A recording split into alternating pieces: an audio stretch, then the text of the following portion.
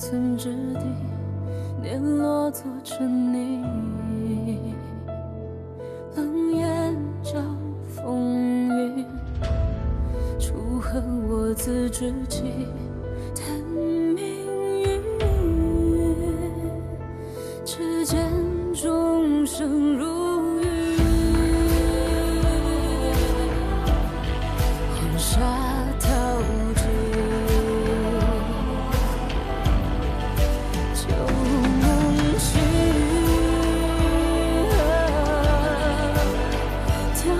剑如纸，举壮志，算如意，步步险中意，总是真剑气，一命破残局。举壮志，冷如雨，缓缓虚实境，天地作棋。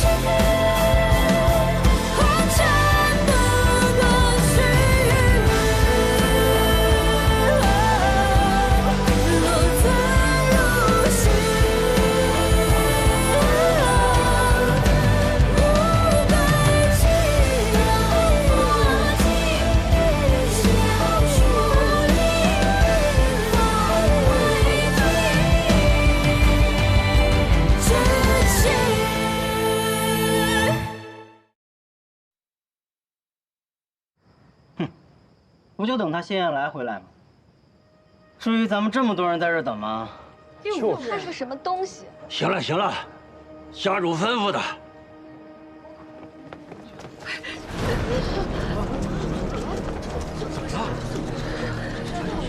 怎么了？是要干什么呀？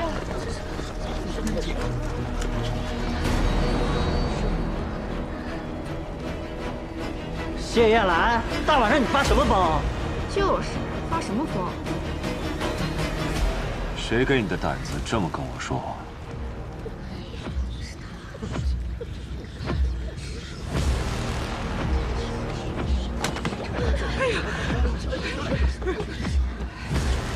重新说一遍。你别以为你得势了，你就欺负人。就是啊。仗势欺人，不是你们最擅长的。 我们谢家可没有这样的破烂货，竟然是公然卖笑，要是笑啊笑啊！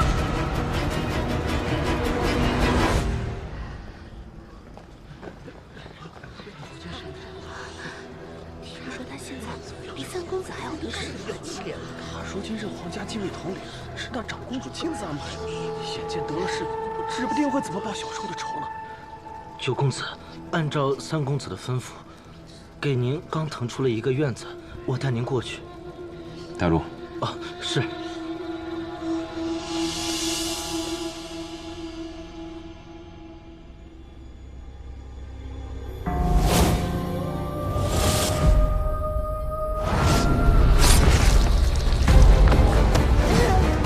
阿爹，阿爹！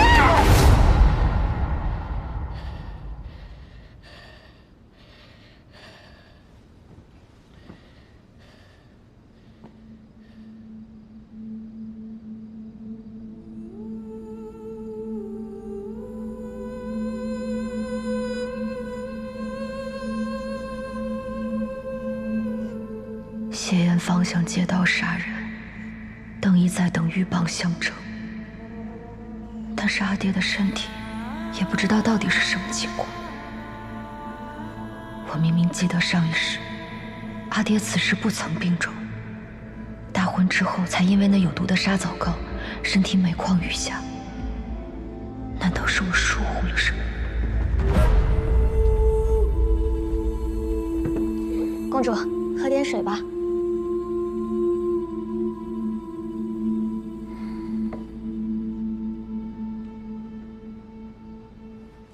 公主，您别急，我来给您算一卦。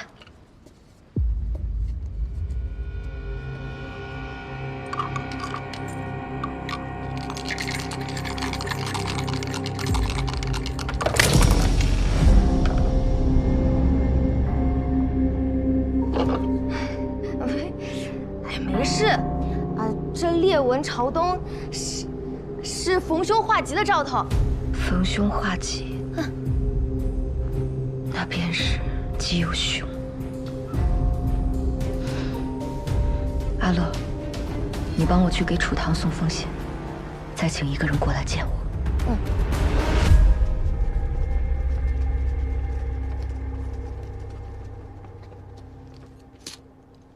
今晚辛苦弟兄们跟我走一趟，你带兄弟们去买点喝的。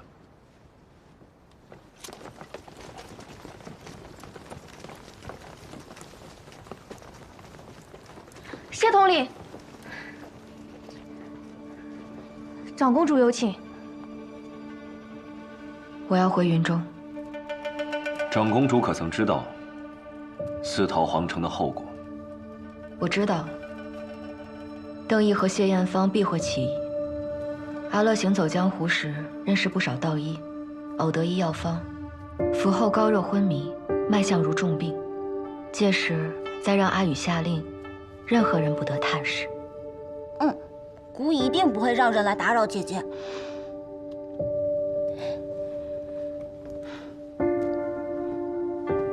阿乐，带陛下回去休息。是，公主。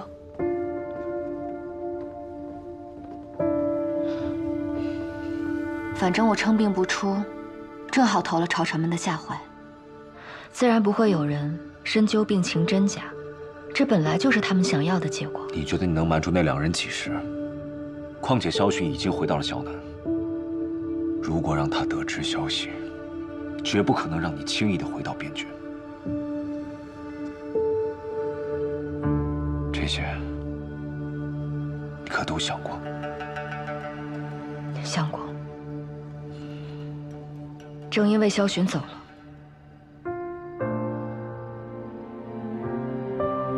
我才能走。朝堂有你在，我就想快去快回。阿九，帮帮我。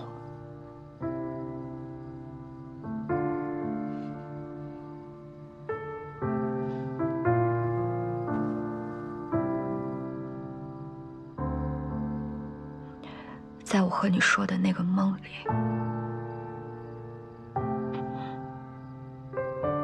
我梦见我阿爹浑身是血，我就想知道我阿爹过得好不好。我还有很多话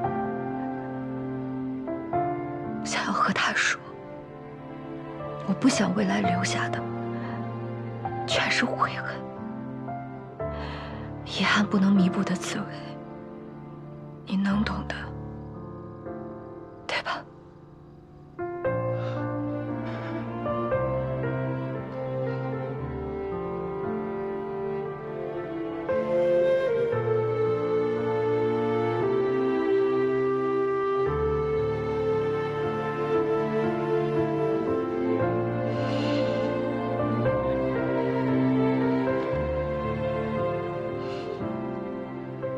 我还是不放心。你知道，你拦不住我。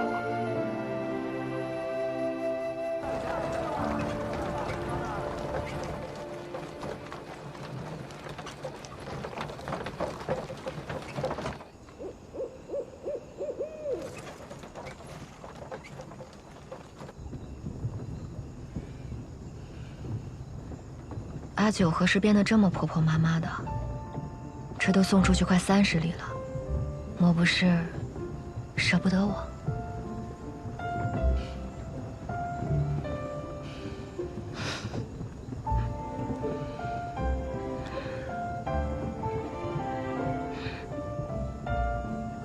你放心，我虽然武艺生疏，可我日日都有勤学苦练。就你那点功夫，遇到真正的高手，根本就不够用。你个小贱蹄子，我看你往哪跑！我供你吃，供你喝，你学会跟人私奔了是不是？老娘今天打断你的腿！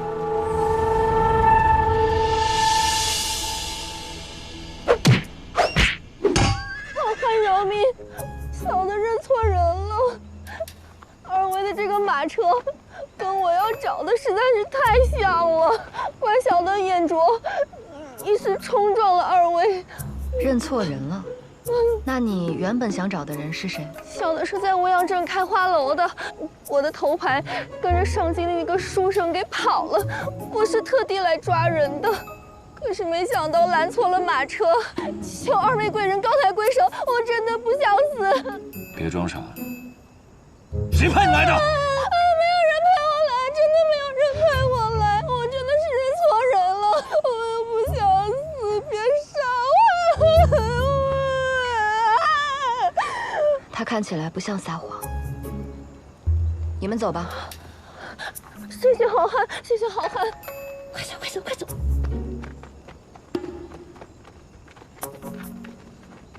你这点倒是跟老头一模一样，那么容易轻信他人。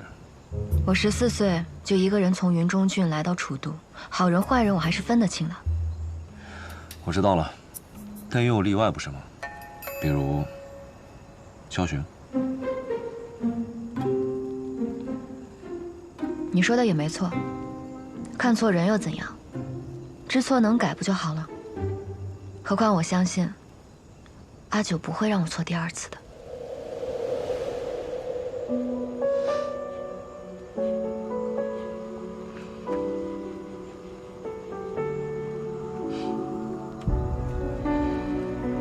拿着，别忘了我教你的。不是说我那点功夫没用吗？无妨，我擅长智取。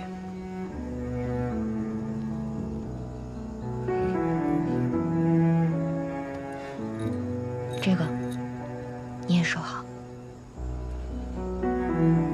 你可知这长公主令代表什么？代表我信任你。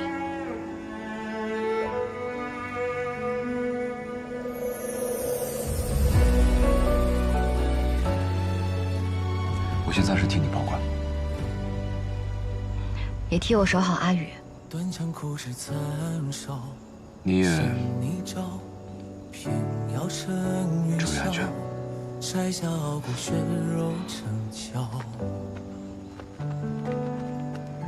星火在缝隙间熬，烈焰中咆哮，把寒夜烧出破晓。命运困我于囚牢，也不想深愿低头。天黑路远，路上小心。总是有光渺渺，我自桀骜，指尖冲破天光一道，让这满身伤痕成为我心的骄傲。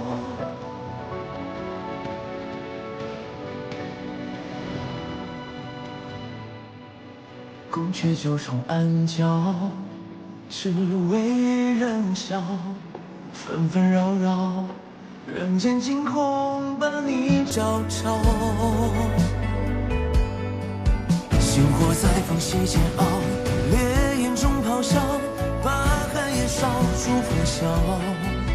你可知这场公主令代表什么？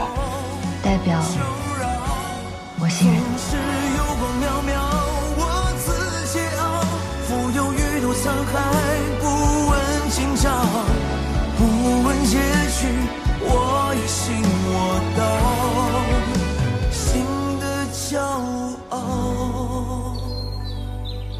世子，刚得到消息，长公主昨日突然急症，高热不退，不再上朝。哦。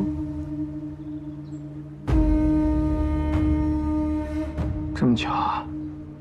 云中郡急报说楚灵病重，想不到他们父女二人还真是情意相通啊！若是昨夜出行，恐怕楚昭已经不在楚都。既然已经出来了，就不要回去了。楚都去往云中郡，毕竟无恙镇，你去派人对镇外蹲守。 务必保证万无一失。属下这就去安排。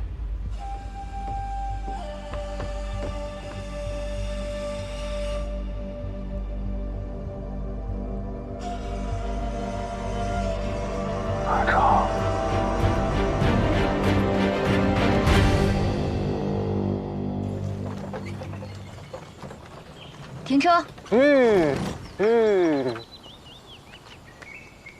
我们走到哪儿了？再有半日，我们就到五阳镇了。您稍等一下，我把马套一下，紧紧缰绳，马上就走。按照萧群的性格，他若收到宫中我称病的消息，必然有所行动。吴阳镇定有人蹲守，马车进城太过显眼，不安全。你在镇外10里将我放下，沿着西北官道一路直行，记住，千万不要停。好嘞。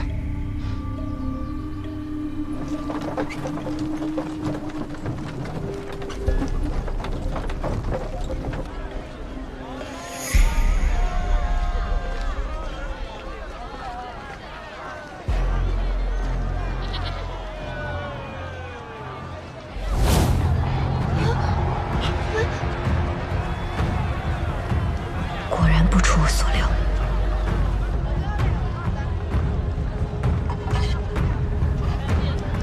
老板娘，那些人看着不像善茬，是干什么的？山匪吗？哟，这话可不能乱说啊！我们五阳镇可从来没闹过山匪。他们啊是乡绅府里的护卫，说是主家逃了个偷财物的丫鬟。抓丫鬟？可不是嘛！领头的那个啊凶得很，连姑娘家的帷帽都要掀开看。老板娘，倒茶。哎，来了。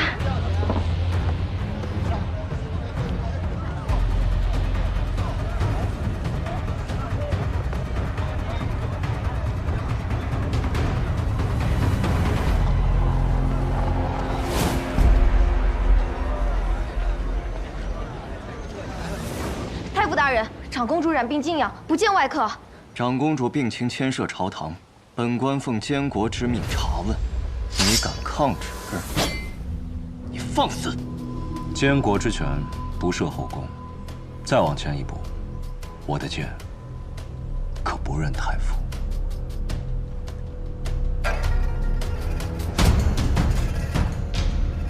好，很好。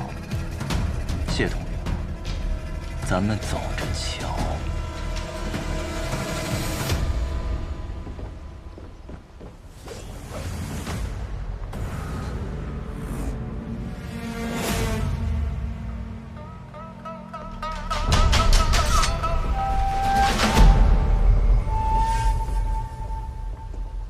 为了他，邓毅都敢得罪。职责所在，谈何得罪？铁鹰离了萧南郡，沿楚都到云中一路布防。你真觉得他能活着到边郡？他可比你想象中的要强大。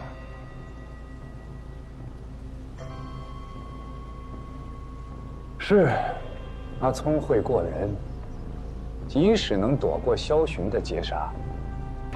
可他忘了一件事：去边境这一路，山匪横行，只怕是躲了虎豹，又进了豺狼窝。一个弱女子，若不幸真的遇到这些亡命之徒，你猜她能活过几个山头啊？九弟，好好守着这皇城的安危。免得等长公主死讯到来之时，没人替她大领发丧。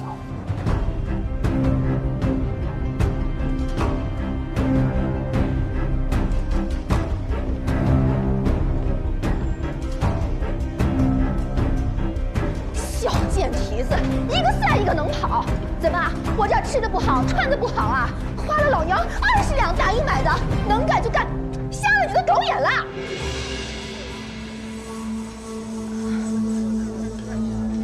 又见面了。让开！大人，西北的官道有马车踪迹，那马蹄铁纹路有些特殊，像是楚都的马匹。报！征北方向杀囚后捡到死物，绣着招字，应该是京中贵女所用。报！东北方向有女子雇了镖队，说要护送她去边境，出手十分阔绰。 3处踪迹，倒会故布疑阵。传令，兵分3路，西北、正北、东北方向，全部都给我追！大人，若贸然追查，恐怕宁可错杀，不可放过。但凡可疑女子，一律拿下。跳！跳！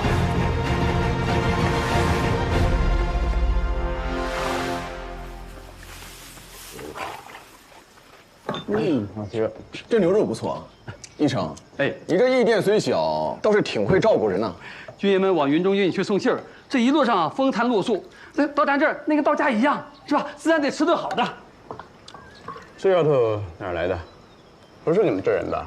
这丫头命可苦了，她爹呀在边郡当差，他们母女俩千里迢迢去投奔，没成想这半路上她娘亲就染上重病了，这眼看着这人就……求军爷们带我去云中郡，我想要去见爹爹一面。这军情紧急，路上耽搁不得。军爷，这孩子懂事儿，路上不会给你们添任何麻烦的。到了云中郡，这个楚将军治下严明，他要是知道你们几个行善，说不定还能给你们记上一功的。你说呢？我们是望城军营的信兵，与楚将军也有过几面之缘。把头抬起来。边郡驻军繁多，报上姓名、来历。哦，他叫……让他自己说。哦，我叫阿福，爹叫杨大春，是云中郡大青山营塞上屯，属楚灵将军麾下。这是爹的信。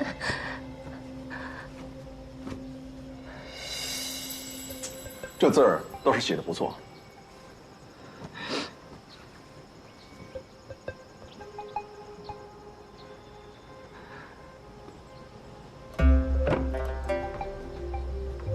带我们去见你娘，若情况属实，我们便带你上路。哎呦，快起来！我带你们去。娘，有军爷往爹那边去呢。娘，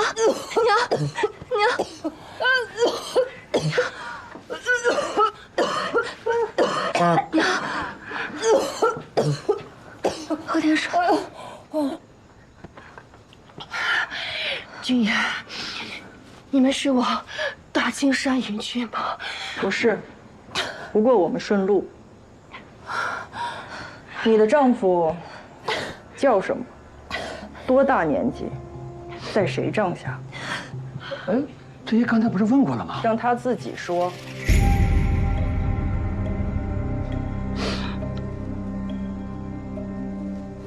我丈夫杨大春，3月初7，在楚将军帐下。娘，我家做了一双鞋，你一定要亲手把这双鞋交给你爹。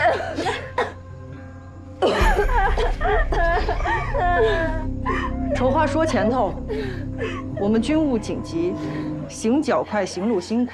小姑娘，到时候你能跟上就跟着，跟不上，我们可就不管了。军爷，能带多远就带多远，这样阿福离他爹越近，他爹找起来就更快一些。阿福还不够谢军爷，谢谢军爷。娘，行了，明天一早我们就启程。军爷，若是你有幸能够见到我们家男人，你也一定要转告他，奴家这辈子能够有幸与他结为夫妻，死而无憾。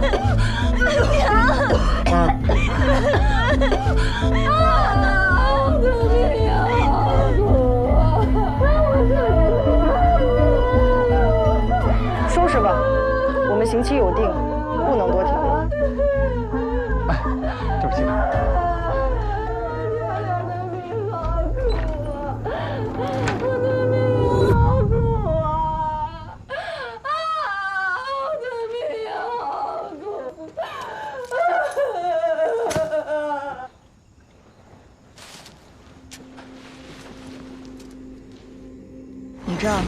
有没有与我身形相仿的姑娘？怎么，原来贵人是要寻一个替身啊？难呐，就您这身段儿，清瘦高挑，这寻常女子怎么能有您这身？有，要几个都有。那你有孩子吗？啊？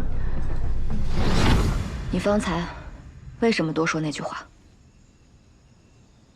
我一个将死之人，我思念你爹，回顾一下往昔，这是情之所起，情不自禁，感动天地。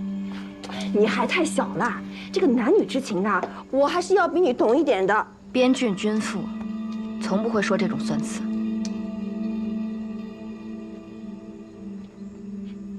哎，怪我行了吧？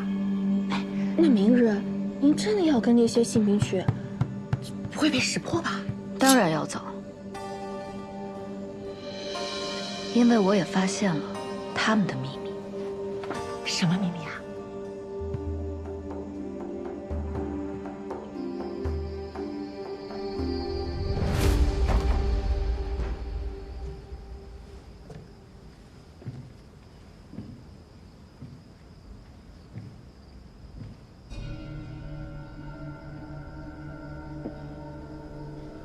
九弟回到自己家里，倒是像做贼一样。我有事相求，不宜声张。这真是稀奇了，没想到你也会开口求人。助我离京。你是禁军统领，不得擅离职守，规矩你比我清楚。你说的对。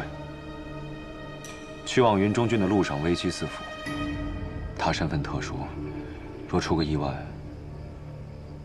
九弟，我还从未发现你如此在意一个人。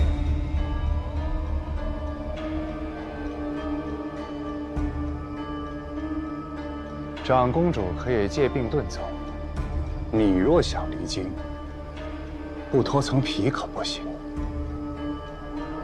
可想清楚了。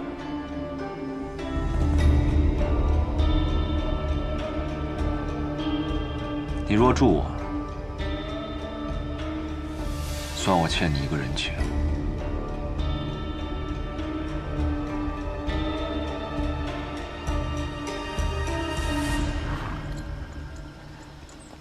干粮和水囊都备齐了，路上你当心啊！谢谢您，还要辛苦您照顾我的母亲。啊，你就放心吧。撤！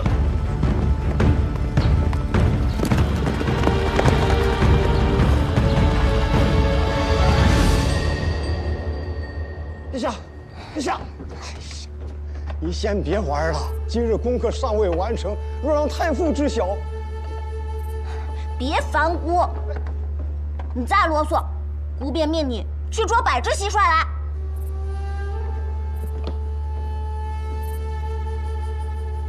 陛下为何不读书？舅舅，你来的正好。你瞧，姑这笼子里的蟋蟀，可比《论语》有趣多了。陛下，这御书房可不是嬉戏之地。你敢扔姑的蟋蟀？陛下，大胆谢延来，你敢对姑动手？哎呀，陛下，谢统领，您这是……禁军统领谢燕来御前失仪，推搡圣驾，此乃大不敬之罪。若纵容此风，朝纲何存？太傅严重了吧？舍弟素来恭谨，侍奉陛下更是尽心。陛下年幼顽皮，或许只是一时玩闹，失了分寸。谢大人此言，是在暗示陛下污蔑臣子。臣岂敢？只是禁军统领一职，关乎皇城安危。若只是因阻拦陛下嬉闹，便轻易问罪，岂不是寒了将士们的心？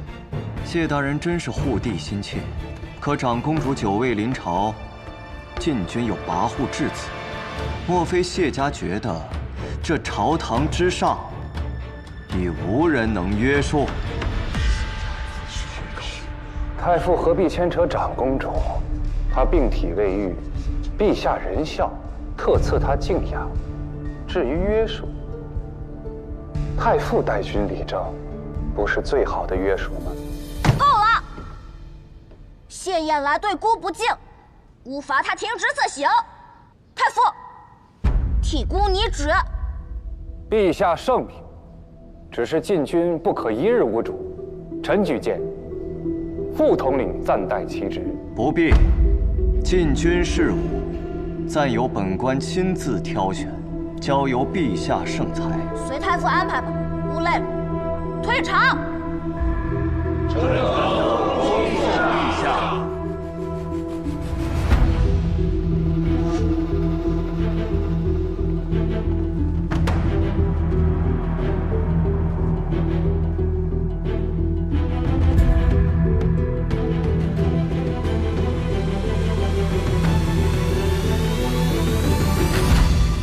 禁军统帅傅九冲撞圣驾，国旗停职待诏。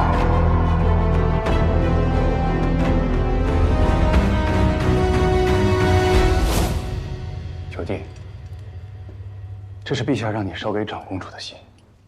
我很好奇，长公主到底给你下了什么迷魂汤？边军5年，我不欠人情。就这么放心把阿玉交给我？这皇城里多少豺狼睁着眼，所以他只能交给你。他是谢家血脉，也是你的亲外甥。那就将长公主令一并交给我吧。他若信你，自会给你。大局当前，九弟该清楚轻重。如今朝堂势力权力三分，邓毅中书李昭，我门下附和，长公主凤阁朱批不过，6部不得用印。我答应你，会不惜一切护阿玉的周全。我知道你在担心什么，但是你别忘了，长公主令只能阻止邓毅私自下旨，别无他用。若我真想用这块令牌做什么，也必须经过邓毅的玉玺答应。有他在，只是为了方便我与邓毅之间互相制衡而已。所以九弟，你不用怀疑我的用心。更何况，没点交换，怎么让我心甘情愿完成你的买卖？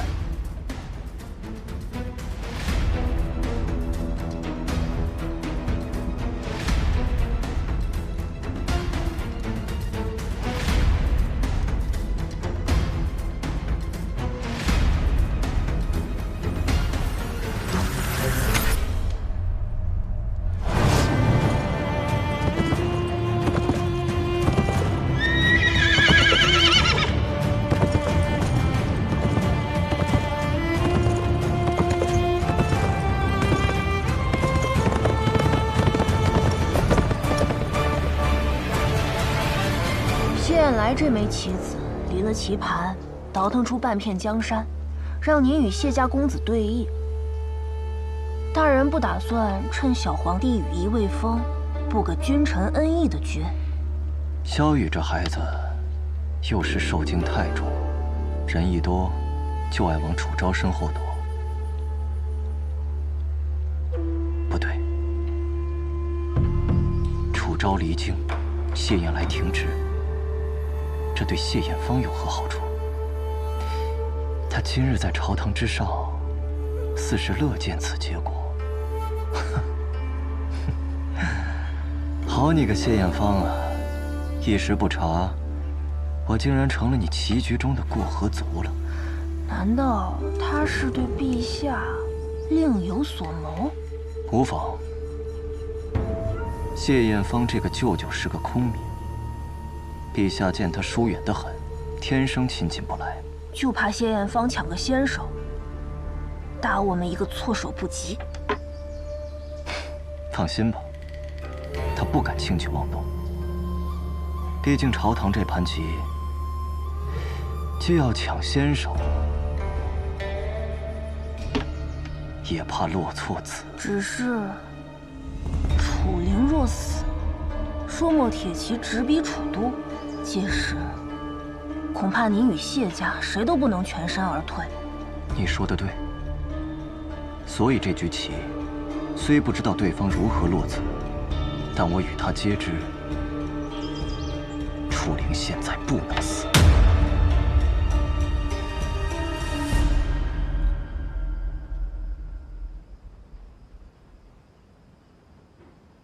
现来申时出客出城，骑的是您最喜欢的那匹乌骓。按脚程算，此刻该到北曹镇地界了。他倒是听话，竟没怀疑我安排的马有问题。怎么会呢？您给的可是谢家最好的马，他该感念着您才是。不过这回他还算识趣，真把长公主令牌交给了你。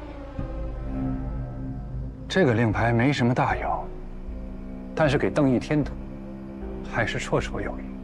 只是，现来明显对长公主生了其他心思，您说会不会日后，她更不受我们控制了？驯狼崽最妙的，就是让他以为自己咬断了项圈，可项圈早就换成了金线。他越挣扎，勒得就越紧。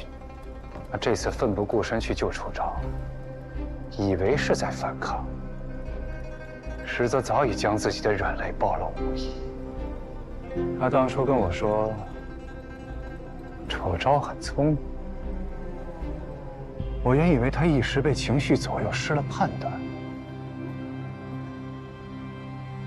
这个女子演得那么拙劣，又那么着急，哪里聪明啊？直到现在我才明白，能让九弟这般模样，确实是非一般的聪明。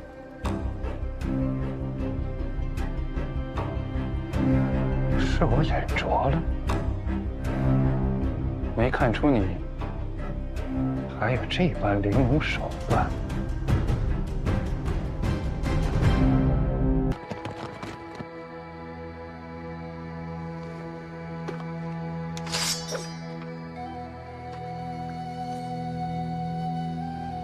宪兵府。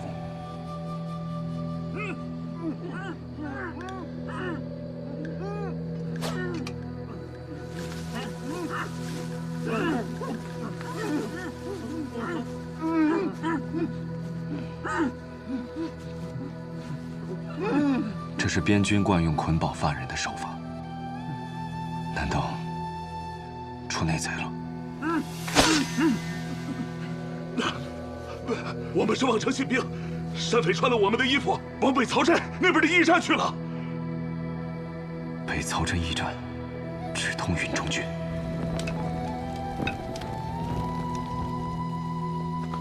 看姑娘举止仪态，不似寻常人家，为何会沦落至此？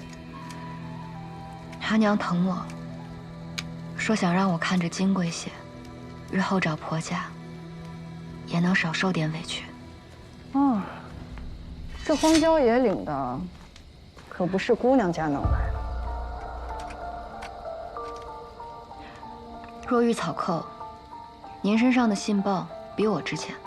夜路崎岖，你又孤身一人，若遇歹人，怕是叫天不应，叫地不灵，当真出个意外差池，后悔可来不及。你也是女人，你都不怕，我怕什么？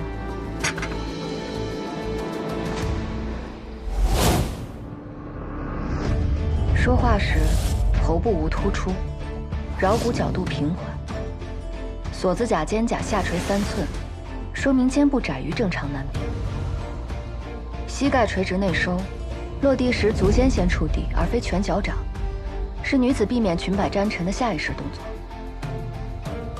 破绽不在于伪装，而在于习惯。身子你的样貌伪装得很好，但长久以来的动作习惯，却骗不了人。你早就知道我们不是性兵。我从小在军营长大，没有人比我更了解士兵。而且，你们的种种行为不像是性兵，倒像草寇。既然你已经识破，为何还要跟我们走？婶子不也一样吗？丽娘的那句至死不悔，到底还是露了破绽。你早就看穿了，不也还是让我跟着吗？想从我身上得到什么？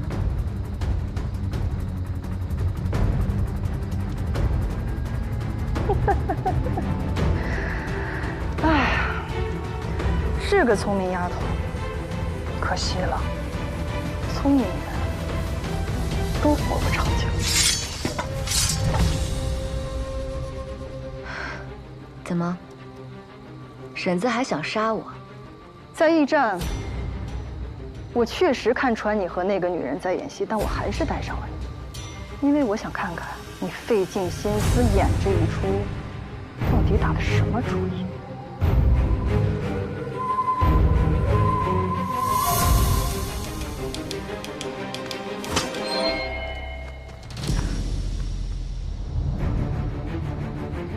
把刀放下。我说，把你刀放下。阿九，你们到底是谁？你们假扮信兵，是想截获情报。关于朔漠的情报，魏将军楚灵向来所向披靡，不可能轻易被一支朔漠小队钻了空子，除非有人泄露了军报。你怎么知道？可若是非亲非故的话，为什么这么做？除非你们是朔漠人。朔漠人不可能穿过云中郡。我们是苍木寨的人。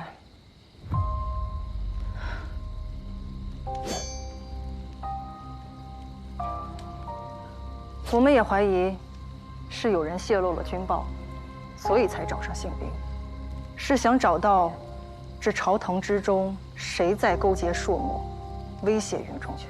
苍木寨向来神秘，鲜有人知，而且从不过问朝堂之事。你们为何要管这件事？我听闻当年楚将军剿匪，杀了你们的先寨主木棉红，你们不恨他吗？为何还要帮他？我们虽是一介山匪，但家国与私怨孰轻孰重，我们还是知道的。楚大将军驻守边郡20年，守护大楚平安。若被朝廷中人勾结朔漠，因私加害，大楚危矣。又何况这小小的苍木寨？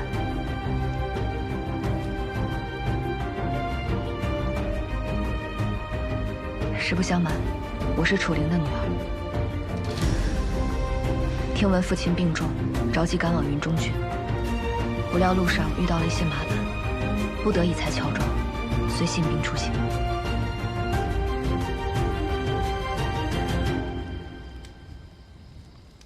二位若遇到麻烦需暂避的话，可要随我上苍木寨。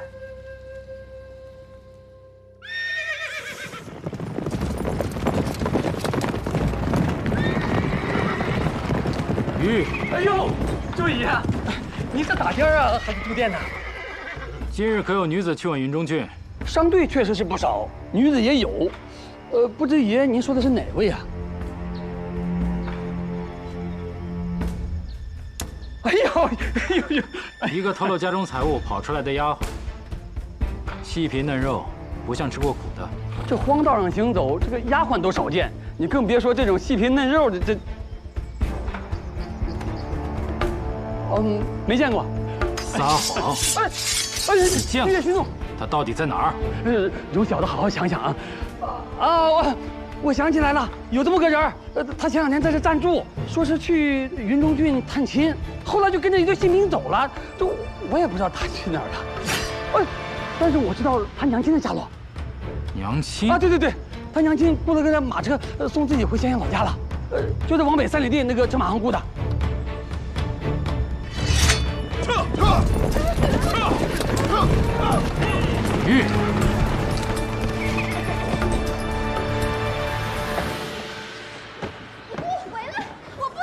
这位军爷，您这是？骗了我那么多的钱，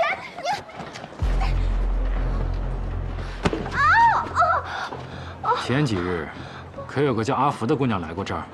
军爷说的是什么话呀？咱们这儿的姑娘这么多，哪能记得住名字啊？别装傻！他花钱雇你演戏，然后跟着新兵走了，是不是？是，他骗光那几个新兵往运中军方向去。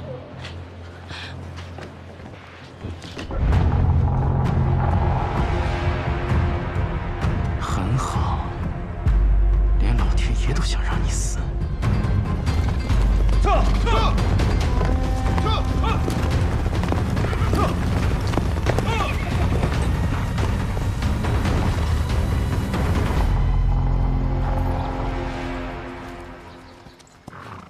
这片林子处处透露着古怪，机关陷阱不下100余。倘若这只是一个贼窝，未免也过于隆重了。 他们真的可信吗？我不确定。不确定，你非要来这儿？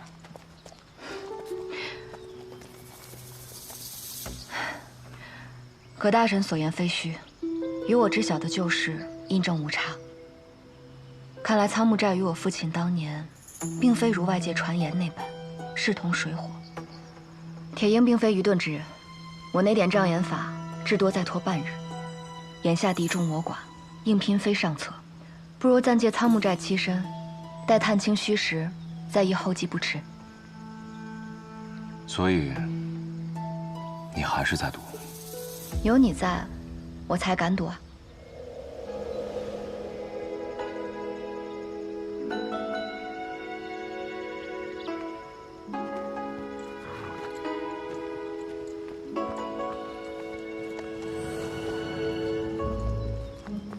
你还得意上了？ 昨夜你分明没有自保之力，但你却惹怒那些山匪。你可知道，昨夜我若是晚到一步，你可就成刀下亡魂了。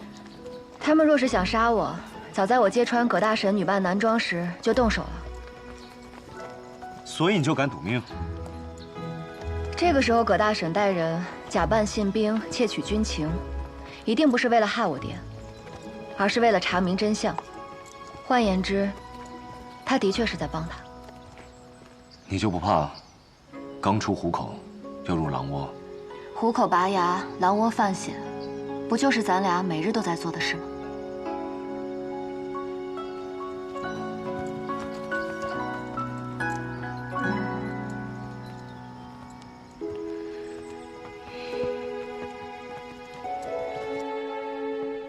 大姐回来了！大姐回来了！大姐回来了！回来了！大姐，来，大姐，大姐，给我吧，大姐。哥哥，三儿，哎，见客来了。哟，这是我弟弟，仓木寨寨主葛老三。见过寨主。小曼，坐。你怎么还带俩人回来？接贵宝弟毕格难。毕格难。那二位怎么称呼？他叫阿九，我叫阿福。阿福啊，好名字啊，听着就有福气啊。葛大婶，有件事情我想问。我知道你想问什么，别担心。刚才一路进来，你们也看到了，我们名为仓木寨，藏身在这仓木林。山下有句俗话，进了仓木腹，哪有回头路？这林子又大又深，是个天然的堡垒，再加上那些机关陷阱，竹林搭天网，藤蔓缠地锁，生人闯不进，野兽绕道走。在这儿，保管比外面安全。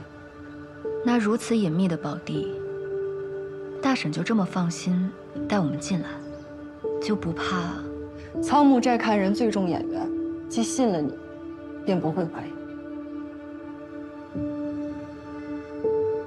小曼，先带他们去安置，等外头安全些，你们再上路也不迟。多谢大婶，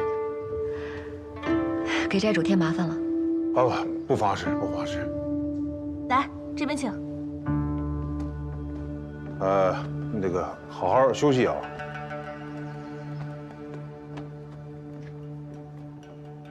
姐，她。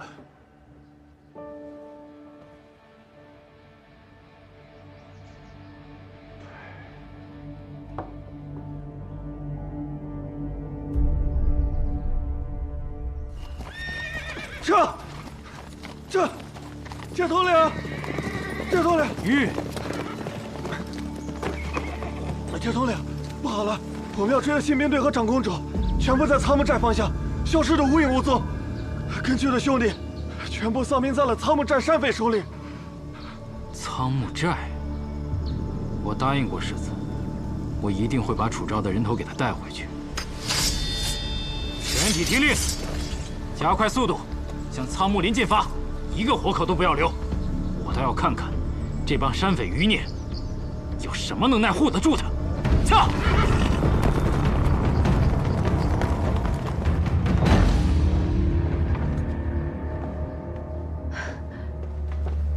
他们让你休息，你可倒好，直接搜刮到人家的武器库来了。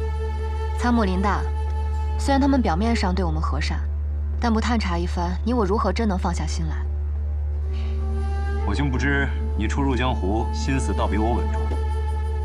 哎，你来看这个，小心。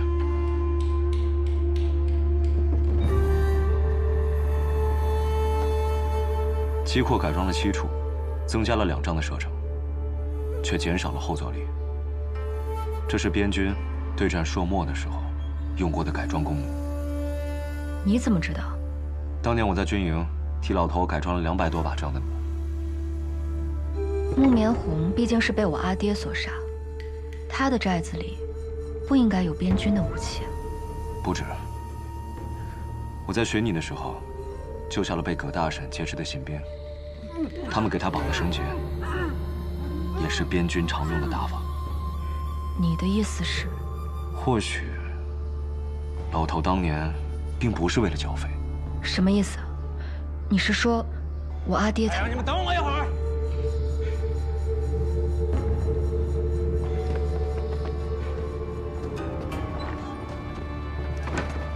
马上就来。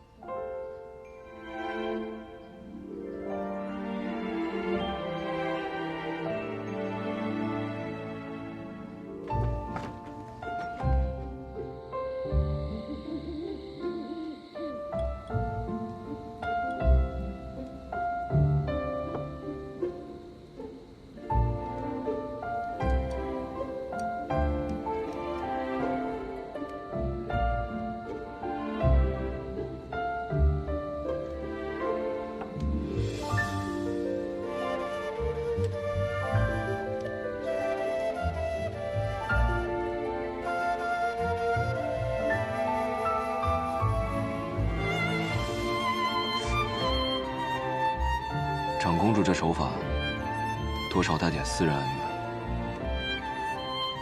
我离京时，是谁承诺会替我守好皇城的？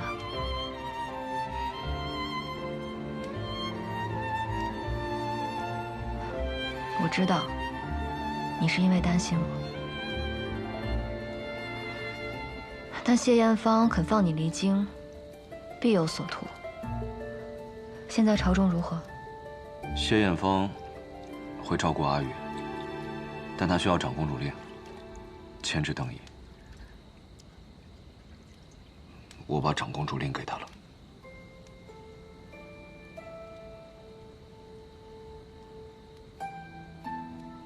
也对，你那三哥本就是个不见兔子不撒鹰的主。若你离京，也只有他。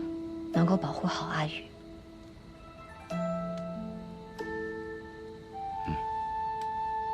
你伤还没好，需要好好休息。早点睡吧。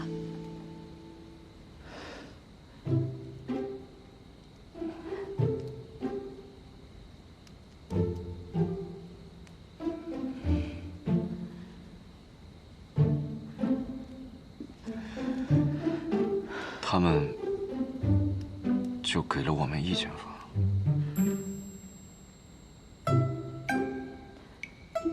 是我要求的。你伤得这么重，如果离我太远的话，我怎么保护你？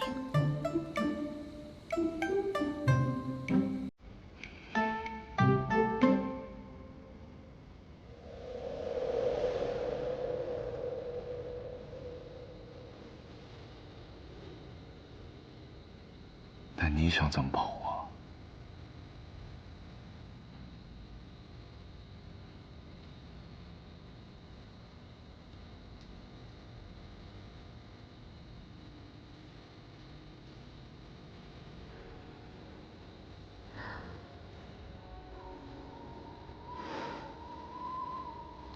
夜里风凉，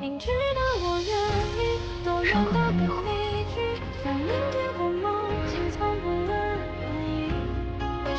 别冻着。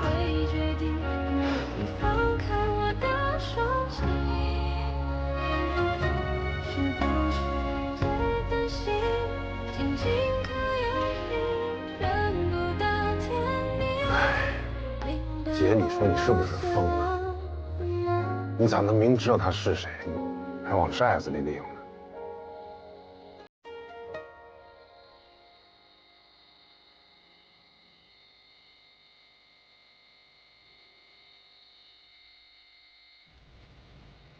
那群家伙不是擅长。萧巡的陷阱，从来都不是表面的杀招。方才守门的小卒用白狼羽报信，说追兵已被全部截杀。若是萧巡的人，没必要自断臂膀。你还会说白狼语？在大漠的时候，我爹教我的。这世上，除了他，没人知道。可若是他们演戏怎么办？萧巡的人没必要杀自己人。若是邓毅，以他的谨慎，不会选一群有救主的山匪合作，他信不过。至于你三哥，就更不可能了。不管葛大婶他们对我爹是敬是怕，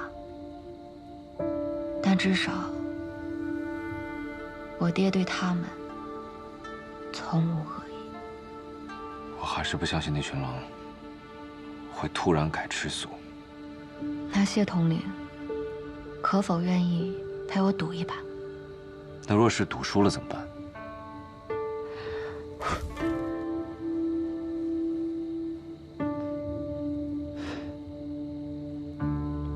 那至少黄泉路上有你作伴。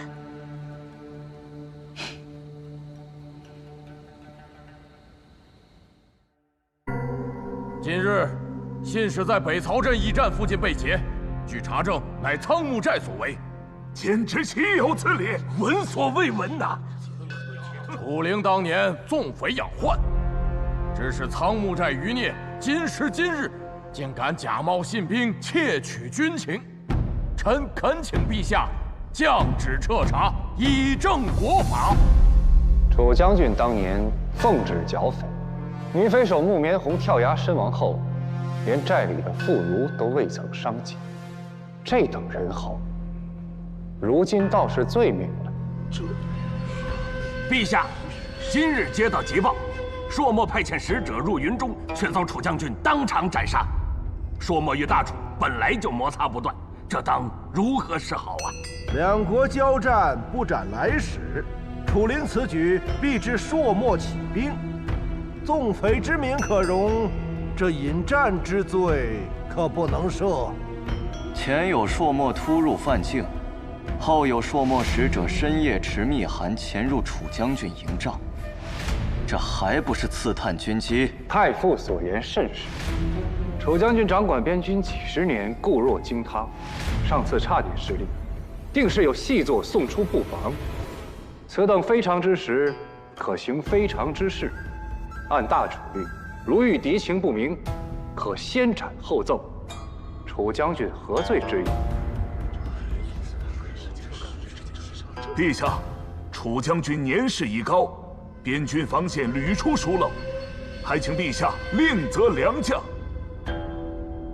此言非虚，朔漠蠢蠢欲动，一旦战事起，边郡确实需要提前有所准备。但至于这人选如何，还需陛下圣裁。楚将军镇守云中20载，每朔漠进犯都是铩羽而归。不知诸位选出来的人才，有几个能比得上他军功卓绝？良将非一日可得，但也不能将边郡的安危皆系于一人。谢大人不必担心，本官自会搜集朝臣们的意见，挑选出最合适的人选，赴任云中，为楚将军分忧。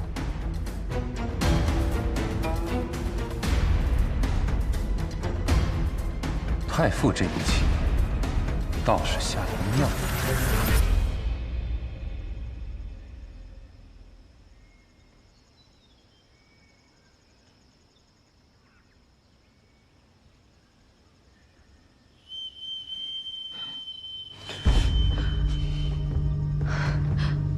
这是杀胡哨？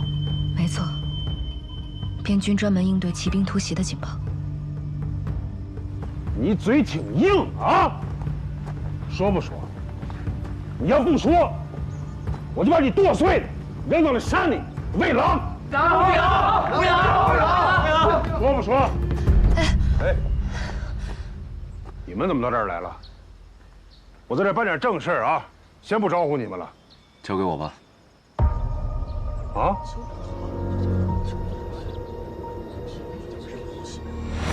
这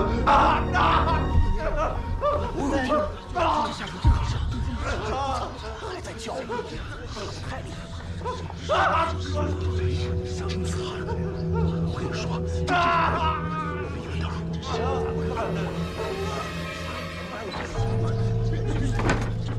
直接让他真是看不出。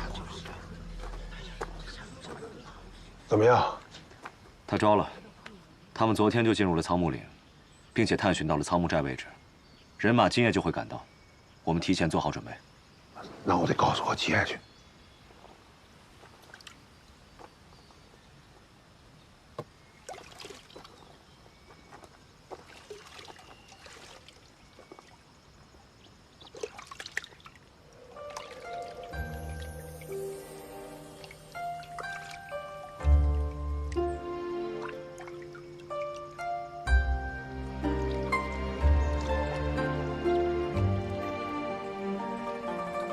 你方才那些严刑逼供的手段，也是从我阿爹军营里学的？不是的，老头主张善待战俘，不会对他们严刑逼供的。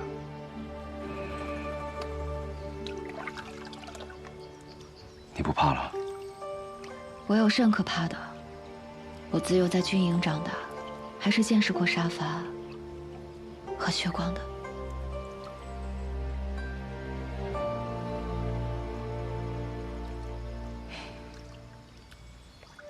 这种见识不是好事，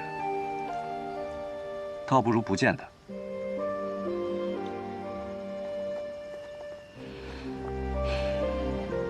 可人生在世，谁又有得选呢？我不愿杀人，可有人要来杀我。我不是跟你说过吗？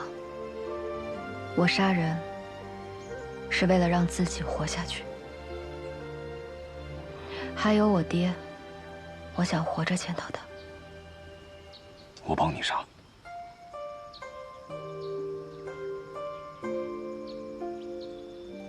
姐，追杀他们的是收南王世子，收群的人。小地方招待不周，都是些粗茶淡饭。望长公主海涵。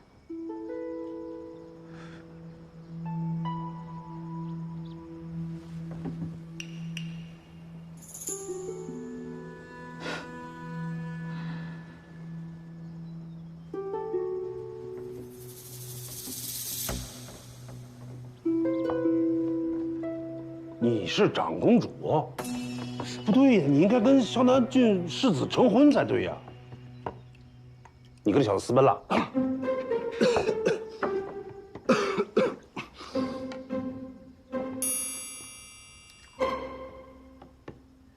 因为萧巡骗了我，他所求的，从始至终都只有我爹手里的20万兵权。但我不会让他得逞的，绝不。哎，那你是楚灵的女儿，那楚灵有没有跟你提过你娘是谁？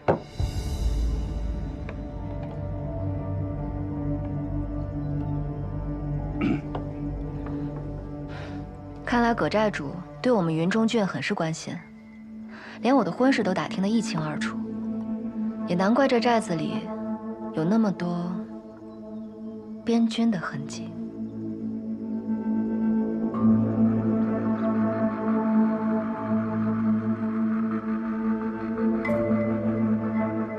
话都说到这份上了，婶子不妨如实相告：当年我爹上苍木寨剿匪，到底有何隐情？没什么隐情，不过就是楚将军杀了我们仙寨主而已。那你们还对他如此在意，半点不把仙寨主的仇放在眼里吗？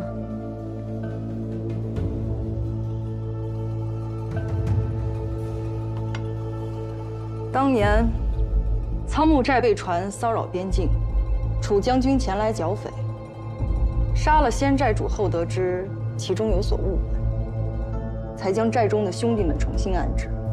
你看到的那些，不过是你阿爹的愧疚和弥补。可是恩怨已了，何必再提？你们一路辛苦，先好好休息吧，有事随时叫我。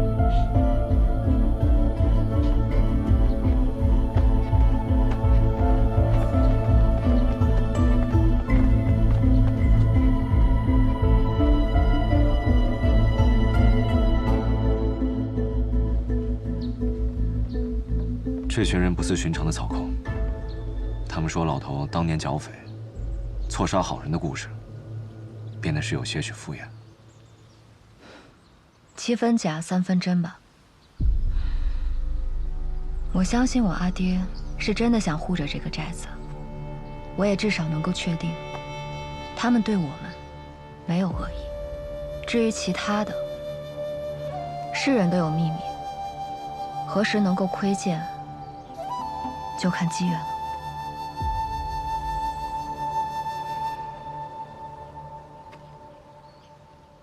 望城就在不远处，过了望城，便是云中郡。等解决完萧巡的那些追兵，你就能见到你爹了。我知道，这条路我很熟悉。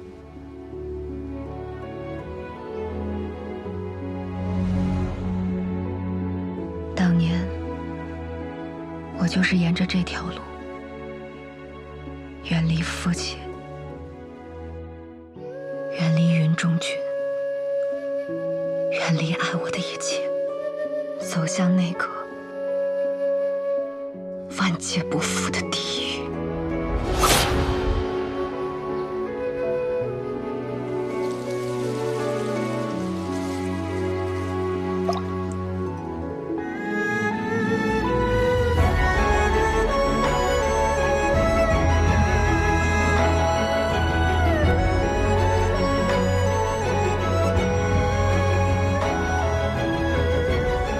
阿九，如果人生能够重来一次的话，是不是还有改变的机会？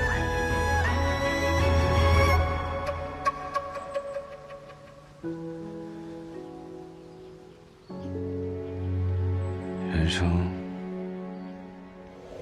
如果重来一次，阿九，以后谢府就是你的家了。娘，娘！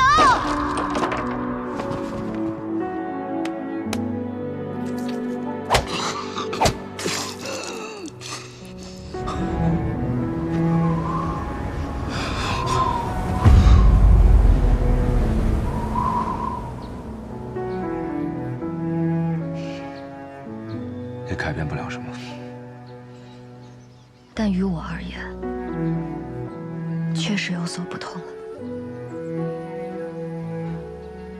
你还记得我和你说过的那个梦吗？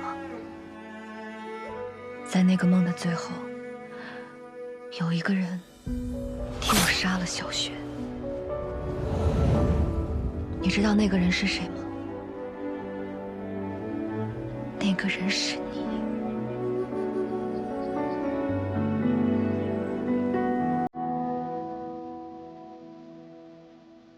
你替我杀了小雪，替我报了楚家的仇。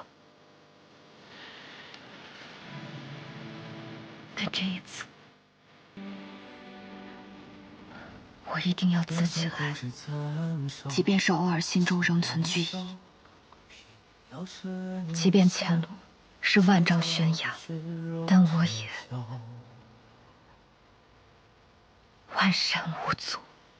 风霜万里踏过，人等走孤岛，半生飘摇，只因天涯无处停靠。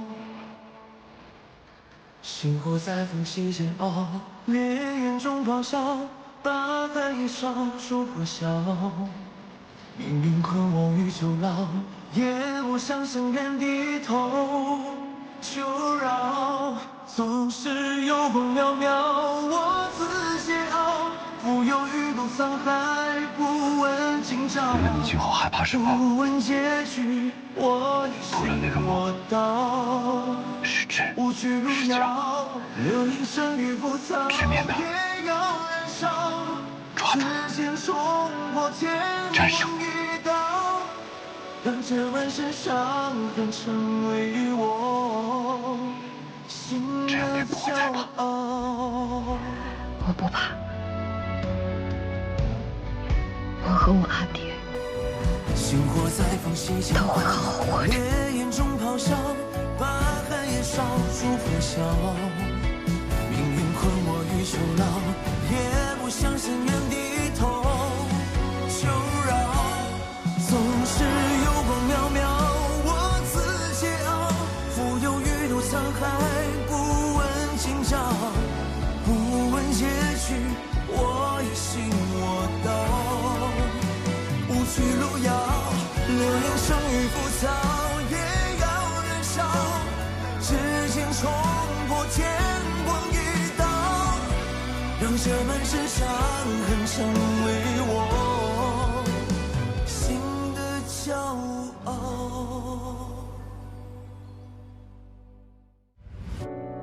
断肠苦枝残烧，衔泥沼，偏要成云霄。摘下傲骨血肉成鞘。星火在风息间熬，烈焰中咆哮，把寒夜烧，烛火消。命运困我于囚牢，也不想向远低头。求饶，总是有光渺渺，我自桀骜。浮游鱼肚沧海，不问今朝，不问结局，我已信我道。无趣路遥，流萤生于浮草，也要燃烧。指尖冲破天光一刀，让这满身伤痕成为我心的骄傲。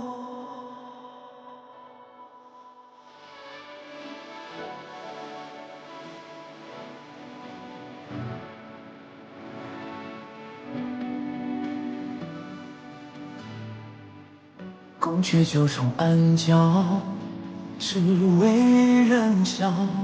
纷纷扰扰，人间惊恐把你照照。星火在风息间熬，烈焰中咆哮，把寒夜烧，烛火消。命运困我于囚牢，也不想向远低头。求饶，总是有光渺渺，我自桀骜。浮游鱼肚沧海，不问今朝，不问结局，我一心我道，无需路遥，人生已浮躁，也要燃烧。指尖冲破天光一道，让这满身伤痕成为我心的骄傲。